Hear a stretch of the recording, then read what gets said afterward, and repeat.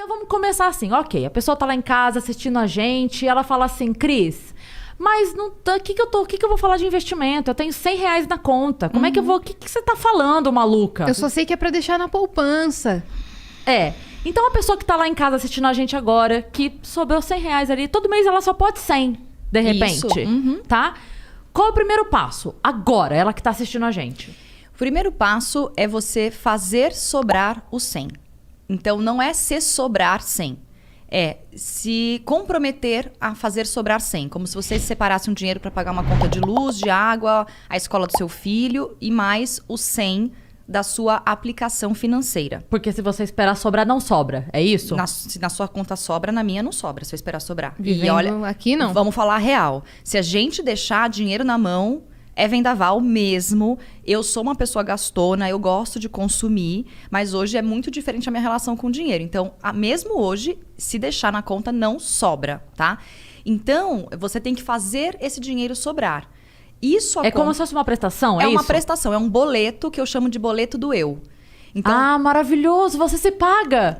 Logo que eu recebo minha grana, se você é assalariado, CLT, ou se você é prestador de serviço, autônomo, ou tem clientes, na primeira grana que entra, no começo do mês, você se paga. Você paga o aluguel, não paga? A água, a luz, é a mesma coisa, boleto do eu, carimbado.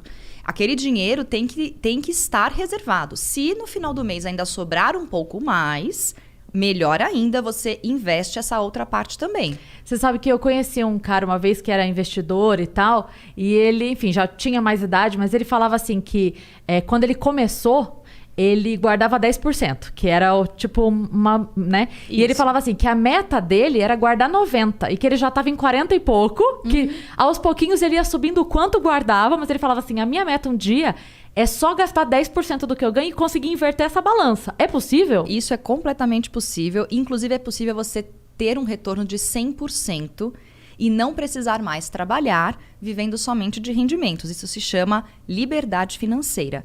Se você hoje precisa trabalhar para viver, você não tem liberdade financeira. Por exemplo, quantos meses de custo de vida vocês têm guardado? Se vocês pararem de ganhar dinheiro hoje, quanto tempo vocês conseguem se manter? 3 dias exatos. 2 minutos. Se eu for pra casa, for pra casa da minha mãe, uns 10. Tá, não tem casa de mãe. Não tem casa de mãe, não tem. Não tem. Tô contando aqui esperando eu morrer. Tá, vai demorar pra você morrer, porque tu é novinha. Então você acha que esse seria o segundo... Você falou que o primeiro passo é fazer sobrar o 100. Exatamente. Né? O segundo passo é ter essa reserva? Então, a primeira coisa que um investidor deve fazer é ter uma reserva de emergência. Reserva de emergência, como o nome diz, é para emergências. Não é para comprar brusinha, não é para tropeçar num show, é emergência. O que é emergência? Ficou doente, precisou de um hospital, de alguma coisa, não tem convênio médico. Vai, um exemplo. Ou alguém da família precisa de uma ajuda financeira. Ou você perdeu o emprego e você precisa ter como se sustentar. A reserva de emergência, ela tem que ter... os especialistas, né, os analistas, os educadores financeiros indicam 6 meses do custo de vida. Não é o seu salário, é 6 meses do que você gasta por mês. Exatamente, das suas contas todas, tá? Então, se você soma lá seus gastos, a pessoa coloca, sei lá. Deu R$1.000 por mês. Tá bom. Então, você teria que ter uma segurança de R$6.000 numa reserva de emergência. Esse é o primeiro passo, guardar esse dinheiro. Numa reserva de emergência. Isso vale pra qualquer pessoa? Tipo CLT ou empregado? Se você for CLT, uns 6 meses é legal, a não ser que você seja uma pessoa muito aflita, angustiada, medrosa, você pode deixar um pouco mais. Tá. Pra quem é autônomo, freela, quem não tem um contrato assinado com o cliente, que sabe que vai cair, é legal ter pelo menos 12 meses. Porque, gente, quem passou pela pandemia no ano passado, e todos nós passamos, sentiu o baque de uma crise, de não ter uma reserva. Então, quem tinha reserva financeira ficou muito mais tranquilo do que quem não tinha. Não foi gostoso, não foi confortável, foi difícil, foi punk. Mas, por exemplo, às vezes você não precisa nem perder o emprego. Você só teve o salário reduzido. Que só já é uma palavra bem ruim de usar, né, gente? Você que teve as contas não reduziram. Exatamente. Você conseguiu até prolongar algumas contas, alguns financiamentos foram postergados, aluguel, isso foi bom. Alguma coisa aluguel, assim. diminuir e tal. Mas a verdade é, mesmo que tenha redução de salário, por exemplo, durante um período específico, você tem 6 meses completos. E aí, claro que numa situação de crise, você aperta os cintos um pouquinho mais, sempre tem gordurinha para tirar e facilita. Mas, se você não tem a reserva de emergência, você vai apelar para quem? Parente, que você tem que contar com a boa vontade também do povo querer te emprestar dinheiro, se é que vão ter, amigos e tudo mais, ou banco. Empréstimo do banco. Juros. E ainda assim, não teve... muitas pessoas quebraram nos seus comércios e pessoas físicas não conseguiram muito crédito na época da pandemia, porque os bancos estavam com medo de emprestar dinheiro. Claro, lógico. Então, lógico. a reserva, ela é a melhor amiga de qualquer pessoa que tem boleto. Se você não tem boleto, aí, sei lá, você vive... Não tem o... Paris Hilton.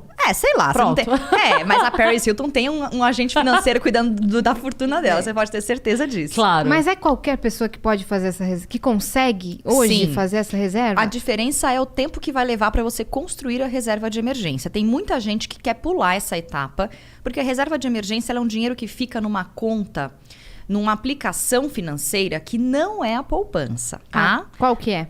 É um investimento de liquidez diária que renda a taxa básica de juros, que é a Selic. Hoje está em 2%. Já é baixo esse rendimento. Que é a taxa básica de juros do país. da economia. Da tá. economia. Chama-se taxa Selic, vale 2% hoje. Ela deve aumentar na próxima reunião do Copom, porque a inflação também aumentou. Nós estamos com problemas, né, econômicos e políticos internos que fazem o mercado não gostar muito da ideia de investir no Brasil. Então, o Banco Central provavelmente vai subir um pouquinho essa taxa. No final do ano? Não, agora em março. Já começa a subir Estamos agora em em março. 2%. A gente teve uma taxa de 14% há alguns anos atrás, que fazia com que qualquer dinheiro na poupança rendesse 14% ao ano. Por isso o brasileiro tem o hábito de ser rentista. O brasileiro não tem a preocupação ainda, né, a maior parte das pessoas, de investir no mercado de valores, na bolsa de valores. Porque a renda fixa, que tinha uma certa segurança, que é bem mais tranquilo... Era boa. 14%. Hoje você não consegue isso em lugar nenhum. Hoje o índice Bovespa, que é o nosso índice da Bolsa Brasileira, ele dá ali mais ou menos todo ano, pelo menos 10%. É bom, é um bom investimento. A longo prazo. O índice Bovespa rende pelo menos uns 10% ao ano. Não vamos considerar o ano da pandemia. Que Tá. o ano passado rendeu só 2,96%, mas afundou e voltou e não ficou negativo. A taxa Selic, 2%. Aonde eu coloco esse dinheiro da reserva de emergência que não é na poupança? Se a pessoa for, por exemplo, eu tô considerando que tem todo tipo de gente assistindo, desde Isso. empresário, autônomo, CLT, enfim. A pessoa pode falar assim, não, eu sou concursado. Eu não vou perder o emprego, Fabi, eu não quero fazer a reserva de emergência. E aí? O que você diz pra essa pessoa? Eu tenho mais medo de não ter reserva financeira do que ficar nessa situação achando que as coisas não vão mudar. A gente viu no primeiro ano desse atual governo a reforma da Previdência sair. Ela foi debatida, essa reforma da Previdência, para diminuir os custos do nosso país, para enxugar a nossa máquina. Ela foi falada no governo FHC, no governo Itamar, no governo Lula, no governo Dilma e no governo Temer, pós-impeachment, foi iniciado o processo. É uma medida extremamente não popular. E por isso, um presidente que substitui uma presidente empichada, eleita democraticamente, faz esse papel de ter dar início a uma reforma tão importante e impopular, porque para ele tanto fazia. Só que foi um movimento importante no fim das contas. E ele ia sair logo também, né? Ele só tinha um ano e meio. Exatamente. Quando o Bolsonaro entra, ele leva um ano, né? Ao contrário do que ele imaginou, ele leva quase o primeiro ano inteiro do mandato para fazer a reforma. Tá? Então, hoje em dia, depender da previdência social do nosso país já não era bom antes. Depender hoje, para mim, é mais arriscado do que botar meu dinheiro na renda variável. Mas só se você investir e fazer sua própria aposentadoria. Exatamente. É isso que você quer dizer? Exatamente. Não, é exatamente isso. Tô entendendo, que orgulho. Nós devemos lutar para ter uma boa previdência social. Eu acredito nisso. Né? O nosso país tem que dar condições para as pessoas mais velhas que já se aposentaram, mas nós temos uma dívida imensa. E se a gente não fizer a nossa parte, talvez você tenha dificuldades lá no futuro. Como eu não quero depender de talvez, passar perrengue, eu vou fazer a minha parte agora. E se lá na frente a gente tiver com o país equilibrado, com as Sobra contas mais. boas, sobra mais para mim. É esse o meu pensamento, tá? Então, a reserva de emergência, só para responder a pergunta, não é na poupança, porque a poupança hoje rende menos do que a Selic. menos que todas, É né? negativo. Você botou 1.000 lá, daqui a um ano vai ter menos de 1.000 na poupança hoje em dia. Você vai colocar no Tesouro Direto Selic, que justamente acompanha a taxa Selic, e você pode retirar a qualquer momento exatamente como uma poupança. só que você tem a liquidez diária, a cada dia ela rende, ou num CDB, que é uma renda fixa básica, que é associada a CDI de 100%, que é a taxa Selic. Isso daí também, liquidez diária. É o mais simples do simples do simples.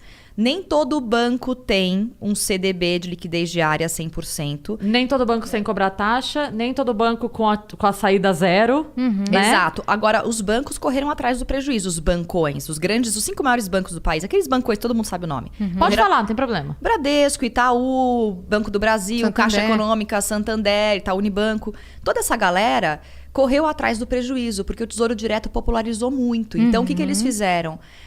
Antes se cobrava uma taxa, eu fiz sem ser pelo banco. Tudo bem, você fez por uma corretora, Foi, provavelmente. foi. Tá ótimo. Porque o Tesouro é o investimento mais básico. Você paga uma taxa de 0,25 por ano para B3, que é a Bolsa Brasileira, que armazena, né, que coordena essas compras e vendas do Tesouro, que é um título do governo. O Tesouro Então, é um título brasileiro. Você empresta dinheiro para o governo para financiar projetos. Então, esse E projeto é sediado pelo governo? O Tesouro Direto são títulos públicos do governo. Do governo. E antes que você faça essa cara de susto, e se o país quebrar, não receber meu dinheiro, isso é praticamente impossível. A gente tem N reservas e todo o Tesouro tem o Tesouro não é garantido pelo Fundo Garantidor de Crédito. O governo garante. Mas todos os investimentos de renda fixa, a maioria deles tem uma garantia de até R$250 mil.